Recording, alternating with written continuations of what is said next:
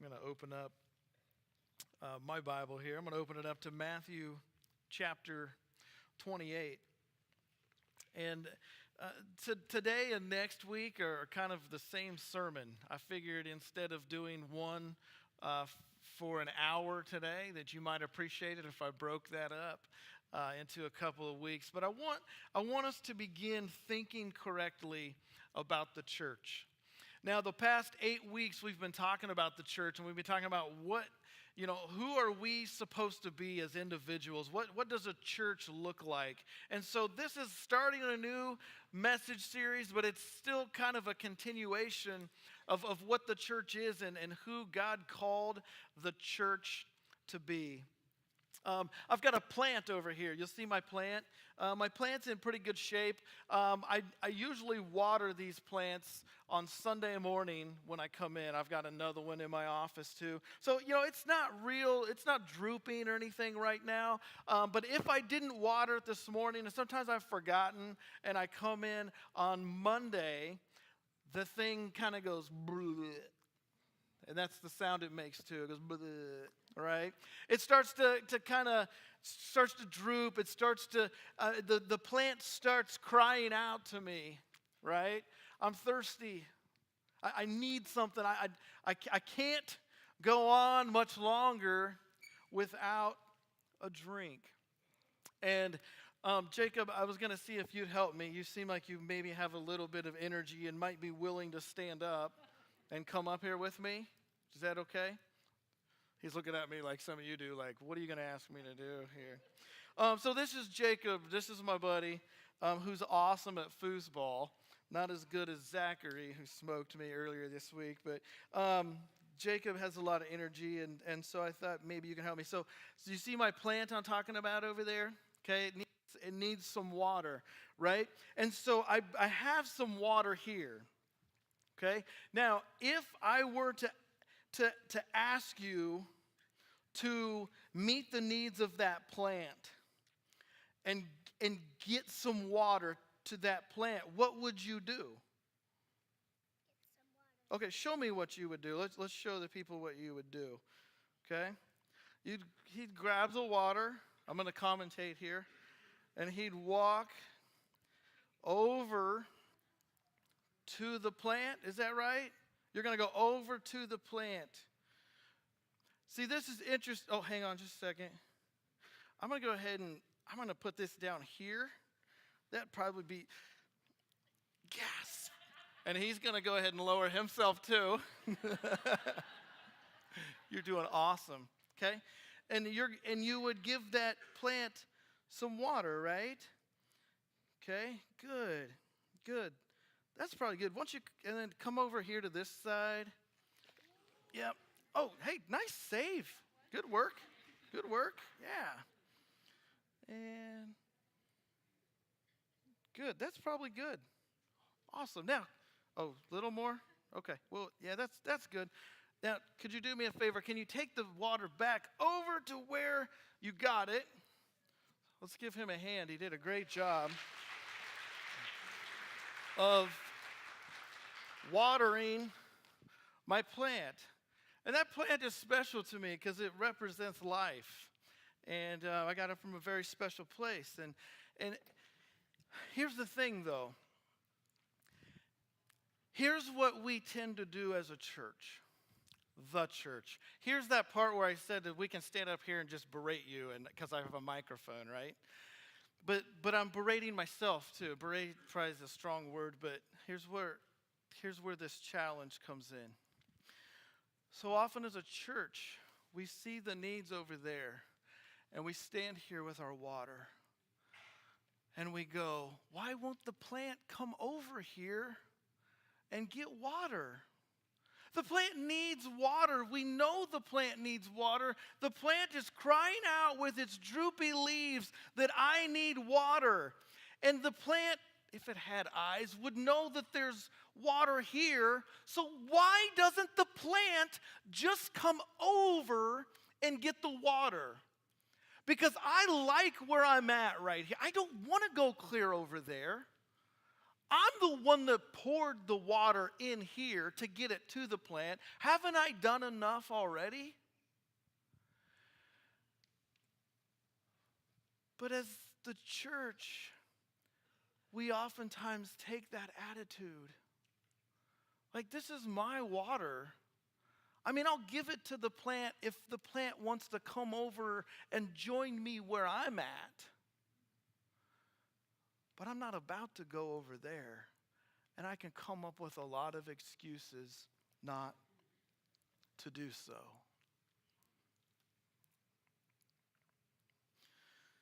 Last week we said that worship is anything you do with all your heart that brings glory to God. It's more than singing. It's more than playing an instrument. It's more than dancing.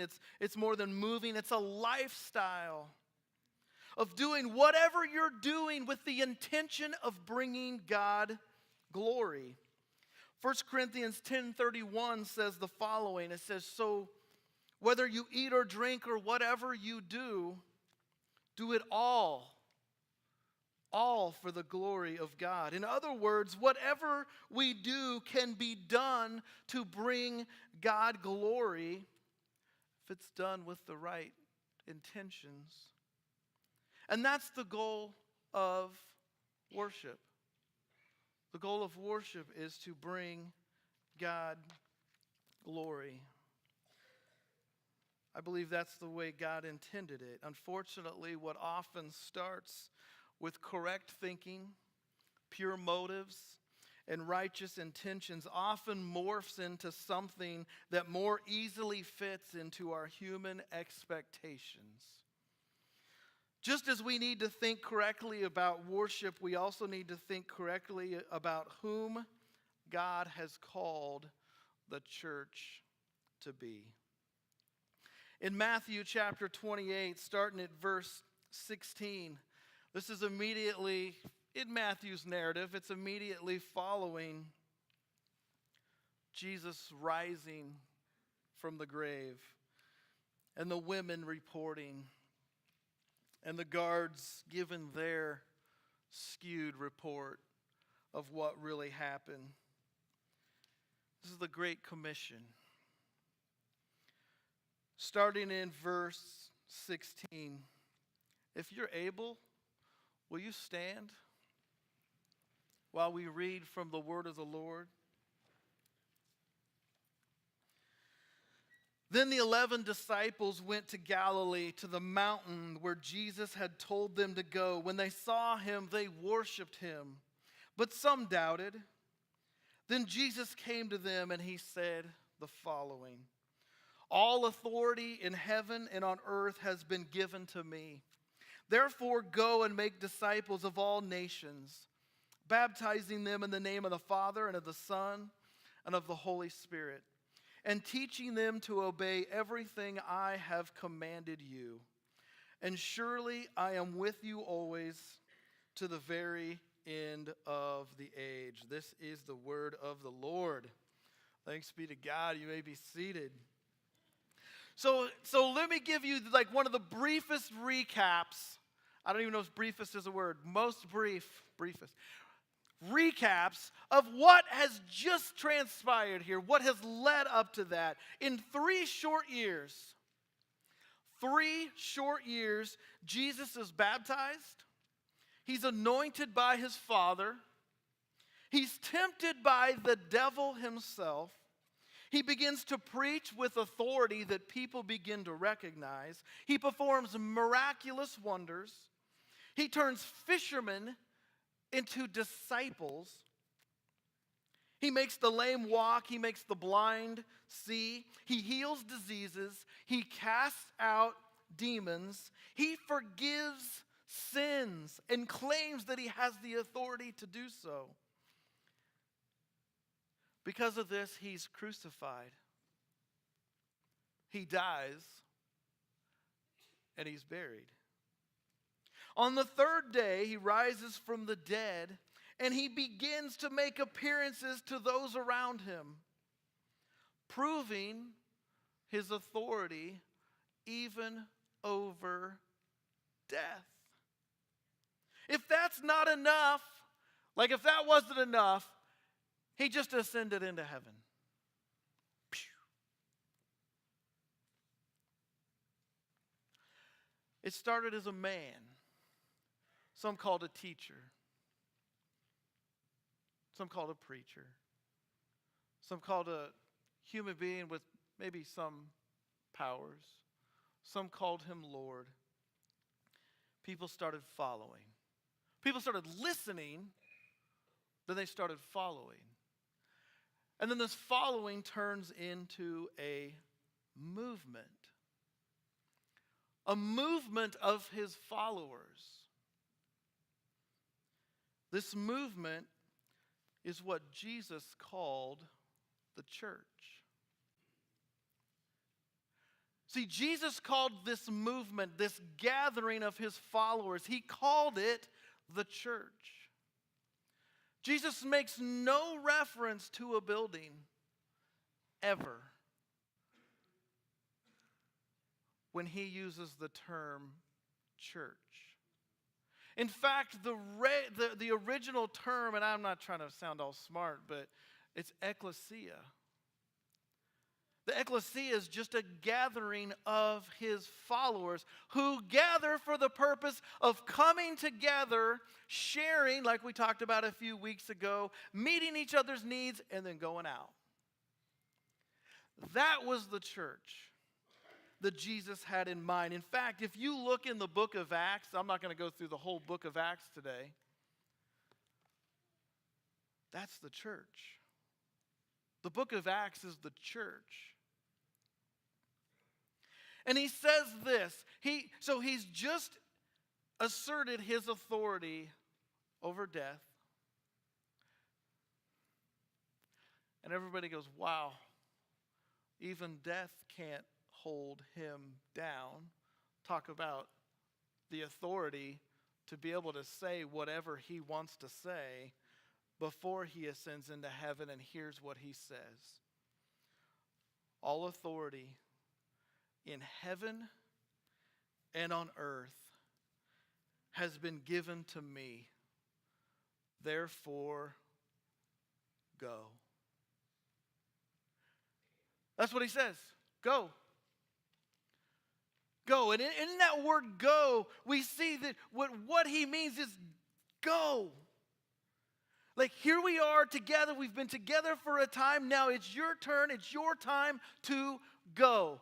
What is the church isn't just a gathering so that we come in together and we grow and we know and we just go, this is nice. This is good. Jesus says, this is a movement. This is something that is alive.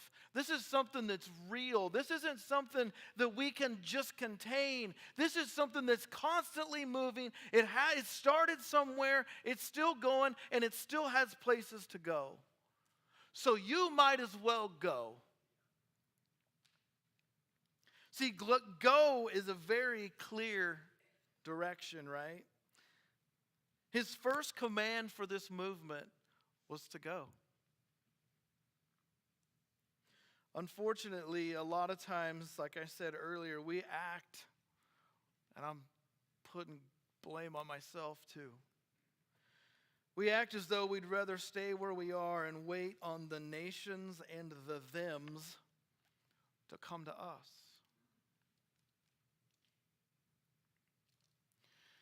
Bridget, how effective would your ministry be if you sat in your building and just waited on people to come to you? You don't have to answer that. I already know the answer. How effective are we going to be as a church if we think that good preaching is just going to make people start coming to us? Or nice people is just going to start making people come to us? Or that a nice remodeled sanctuary is just going to make people start coming to us?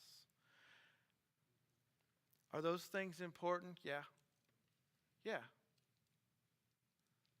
When they do come to us, and many of you in this room have come to us, and now you have become us. You're here today. You're now us.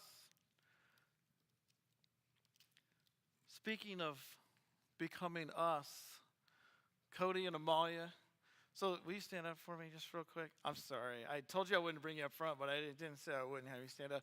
So this is Cody Bruce and Amalia Bruce.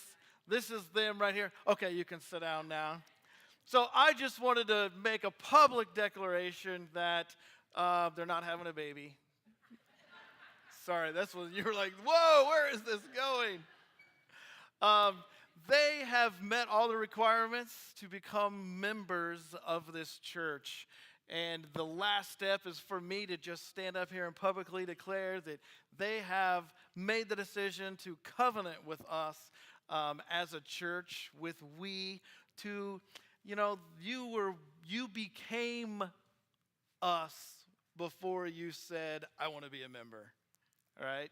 But Cody was elected to the board a couple of weeks ago and wasn't officially a member until recently. But thank you guys for covenanting with us.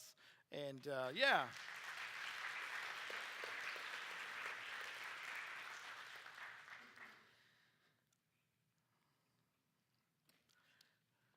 If we're going to be the church that Jesus intended, we have to be a part of the movement.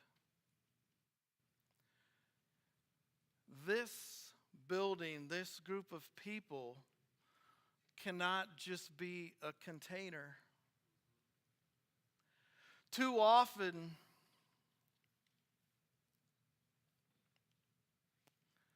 the church becomes kind of a holding pond. People come in and we go, well, this is nice. We got new people coming. We got new people staying. We got people who are growing. And that's happening. We got people who are learning. That's happening. That's important. But if we are just becoming a container for the movement of Jesus, we're not being the church that Jesus intended, because Jesus never intended for the church to be the walls. He intended the church to be a group of people who joined him in this movement and says, Jesus, what do you want from me? What do you want from us? How can I be a part of the way that you're already moving? We try so hard to be on the cutting edge and to come up with the greatest new thing, and we want to attract people, and we come so good at attracting people and so bad at reminding people it's not about being in here and just being in here. We have to be a church who goes.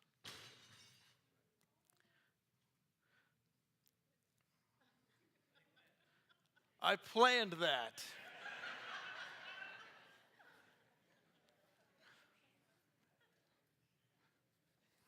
I didn't think I'd hit this that hard, but man. So here's the question. Will we be a church who continues the movement, or will we be a church who just contains the movement? Because to contain it feels good. Oh man, we're a part of this. We're doing this, but we're not doing anything. We're just containing it. How many of you have water heaters in your house? Right? How many of you have like the nice new kind that's not the container? It just heats it and it goes. So most of you have the container, right? If you have a heater, a water heater, I didn't plan that, but that was good. It's not a hot water heater. You don't heat hot water, okay? Please, can we stop calling it a hot water heater? That's just my tangent. All right, so the cold water comes in. It comes into the container. The container holds the water, and the water is heated. But it's heated for the purpose of leaving the container and going to the areas of the house where it needs to be, or the areas of the church where it needs to be, or the areas of the business, whatever the building is. It's not supposed to just stay there. What happens when it just stays there is it gets heated up, then it cools off. And a few hours later, the thermostat goes, well, the water's cold again. Better heat it up. And it heats it up. Then a few hours later, the thermostat once again goes, well, the water's cold again. We better heat it up.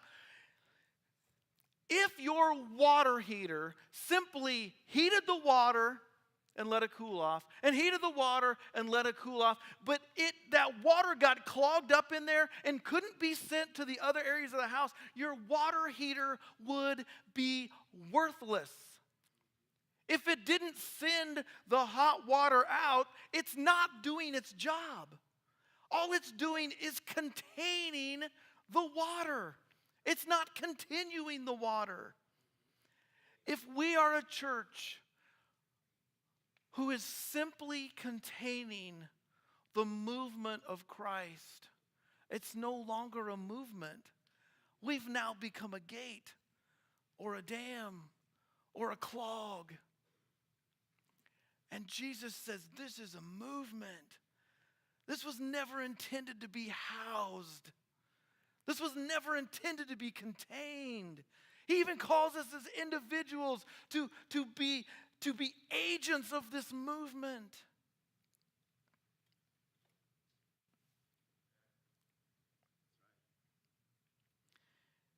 In Matthew chapter 16, I'm almost done. Matthew chapter 16, verses 13 through 18. Jesus came to the region of Caesarea Philippi, and he asked his disciples, "Who do the people say the Son of Man is?" They replied, "Some say John the Baptist, others say Elijah, and still others Jeremiah or one of the prophets." "But what about you?" he asked. "Who do you say I am?" Simon Peter answers, "You're the Messiah. You're the Son of the living God." And Jesus replies, "Blessed are you, Simon, son of Jonah, for what was not revealed to you by flesh and blood, but by my Father in heaven. And I tell you that you are Peter, and on this rock I will build my church, and the gates of Hades will not overcome it."